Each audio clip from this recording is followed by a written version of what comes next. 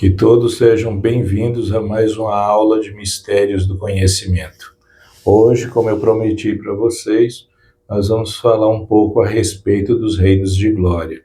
Os reinos de glória, eles são três. Existe o reino celestial, o reino terrestrial e o reino telestial. Paulo, nas Escrituras, se referindo a esses reinos, ele fala que que é o reino celestial, é a representação do Sol.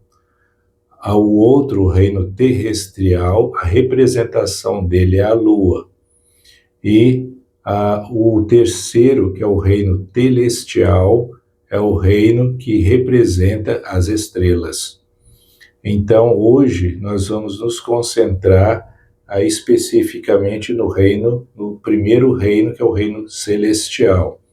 No reino celestial, uma coisa importante que precisamos entender é que nós, antes de virmos para essa terra, nós vivíamos lá. Essa é a primeira coisa que nós precisamos entender. Isso mostra que a nossa vida não começou aqui. Depois que viemos para essa terra, nós vamos passar pelas experiências que temos que passar aqui para nos aperfeiçoar, para ver se faremos todas as coisas que o Senhor nosso Deus nos ordenar. Se fizermos todas essas coisas, aí esse mesmo reino, esse mundo que é o reino celestial, que saímos de lá e viemos para cá, nós vamos ter que voltar de novo. Desde que a gente cumpra e obedeça os mandamentos que foram preparados pelo Senhor desde o princípio, desde antes da fundação do mundo. Então, cumprindo, nós vamos voltar. Agora, e só que existe, não é só voltar. Existem algumas leis, regras que precisamos obedecer para poder habitar em cada um desses reinos. E o reino celestial é um desses reinos. E nós hoje vamos falar um pouco a respeito de qual é uma dessas leis que vai nos autorizar a habitar nesse reino celestial. Então, só para começar, eu quero utilizar uma escritura que é utilizada, ou vou utilizar ela como um padrão para explicar e ajudar vocês a lembrarem de todos esses dos reinos que eu vou falar nessas aulas que eu vou dar para vocês hoje. Então, a primeira escritura que eu quero compartilhar com vocês, ela se encontra em João, capítulo 14, versículo 2. E aqui, nessa escritura, Jesus, ele fala assim: disse Jesus, na casa de meu pai há muitas moradas. O que isso nos ensina? Nos ensina algo que é totalmente diferente do que décadas e décadas atrás vinham ensinando para nós, que só existia o céu e o inferno. Nessa escritura, Jesus Cristo ele deixa bem claro que não existe só o céu e o inferno. Ele mesmo disse aqui, na casa de meu pai há muitas moradas, não é só duas, é muitas moradas. E é alguma dessas moradas que eu quero compartilhar com vocês hoje. Para ajudarmos a entender essas moradas, eu fiz um rascunho para ajudar vocês a entenderem melhor. Esse é o rascunho. Espero que vocês entendam. Esse daqui representa o reino celestial. Agora, olha o que as escrituras elas dizem a respeito desse reino. Tem uma escritura que é chamada de Doutrina e Convênios. São revelações modernas que o próprio Salvador Jesus Cristo ele deu para os profetas, para nos ensinar e nos orientar nesses dias atuais. Então, em Doutrina e Convênios 131, versículo de 1 a 2, ela nos ensina assim: no reino celestial há 3 céus ou graus, e para obter o mais elevado um homem precisa entrar nesta ordem do sacerdócio, que significa o novo e eterno convênio do casamento.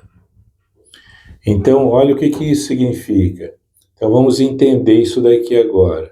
Então, no reino celestial, que é esse globo todo aqui, é um mundo muito grande. Ele, dentro desse reino celestial, ele ainda é subdividido em 3 céus ou graus. Só que para que o homem ele obtenha o mais elevado de todos, que é chamado de exaltação, o homem precisa entrar na ordem do sacerdócio. E essa ordem é o novo e eterno convênio do casamento. Depois que ele conseguir entrar no novo e eterno convênio do casamento, e ele cumprir esses convênios que foram feitos no casamento, aí ele vai poder habitar no grau mais elevado do reino celestial. Todos os que habitarem no reino, no grau mais elevado, lá é onde Deus, o Pai e Jesus Cristo habitam. E esse deve ser o propósito de todos os filhos de Deus, habitar nesse reino. Só que uma coisa interessante e muito importante que nós precisamos entender sobre esse casamento, que não é um casamento comum. Existe o casamento civil, que todos nós conhecemos. Só que o casamento civil é um casamento que o Senhor ele ordenou para que os filhos dele não vivessem em pecado aqui na terra. Como que essa lei, esse casamento civil, ou seja, melhor dizendo, por meio desse casamento civil, que o Senhor ele ordenou que seus filhos se casassem, que vai ajudar a todos os filhos a não viverem em pecado. Que pecado é esse?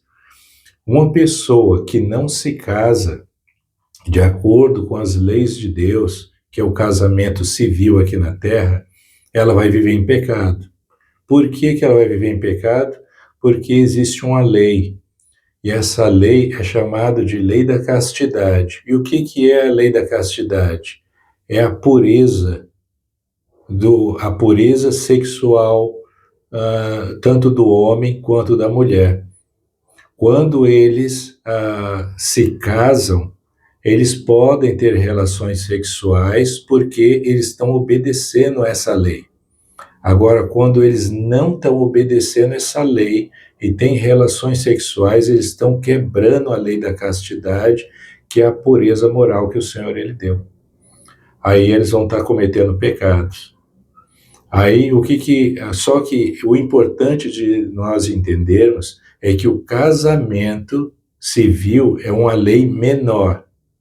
Essa lei, ela é só para ajudar os filhos do Pai Celestial aqui na Terra não viverem em pecado, violando a lei da castidade. Agora, só que isso não autoriza que nós possamos habitar no reino celestial. Para que a gente possa habitar de acordo com essa escritura que eu citei para vocês quase agora, que é de Doutrina e Convênio 131, de 1 a 2, que eu vou repetir para vocês novamente, em virtude de ela ser muito importante. Essa escritura, novamente, ela fala assim, ó, na glória celestial há 3 céus ou graus, e para obter o mais elevado, um homem precisa entrar nessa ordem do sacerdócio, que significa o novo e eterno convênio do casamento. Então, esse casamento que essa escritura está se referindo é um casamento muito mais elevado do que o casamento civil. Por meio desse casamento, ele é conhecido como casamento celestial. Quando esse casamento celestial ele é feito por alguém devidamente autorizado, aí a pessoa, se cumprir o convênio que foi feito nesse casamento, ela vai poder entrar naquele terceiro grau mais elevado no reino celestial e a parte mais importante, em família. Todos os que receberem abaixo desse reino vão ir sem família, não vai ter família, vai ser individualmente. A família vai ter um fim, a família, abaixo desse reino conhecido como exaltação.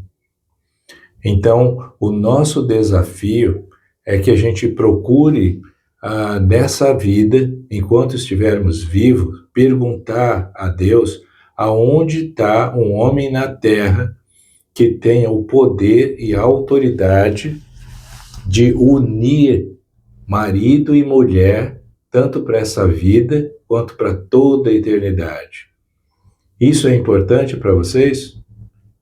Ter a família de vocês, não só para essa vida, mas para toda a eternidade? Olha que coisa interessante. Quando o casamento civil ele é feito, o padre ou quem quer que seja que esteja fazendo a cerimônia, ele sempre utiliza esse termo, até que a morte o separe. Por que que ele fala isso? Porque ele já está deixando claro que ele não tem autoridade para unir a família para o tempo e para a eternidade. Por isso que ele está falando, até que a morte o separe. Quando o marido ou a mulher falecerem, em virtude da pessoa que uniu eles não ter autoridade, ele só teve a autoridade para unir ela para essa vida. Então, se a família não for unida no casamento celestial, então, depois dessa vida, a família ela vai ser dissolvida. O marido e a mulher vão se separar, não vai ter uma família a mais. Agora, só que o que as escrituras elas ensinam? Que a primeira coisa que as escrituras ensinam é que o casamento ele é ordenado por Deus.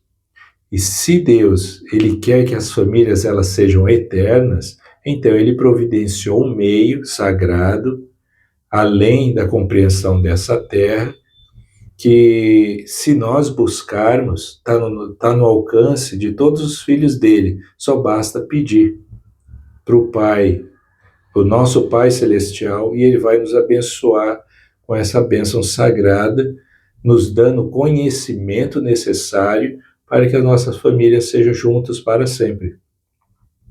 Então, que vocês possam pensar nesse assunto. Não é só viver aqui nessa terra, se aposentar, morrer e acabou. A vida continua. E com muitos desafios e responsabilidades, progresso eterno. Então, que nós possamos, pensem nisso. Qualquer dúvida, me procurem.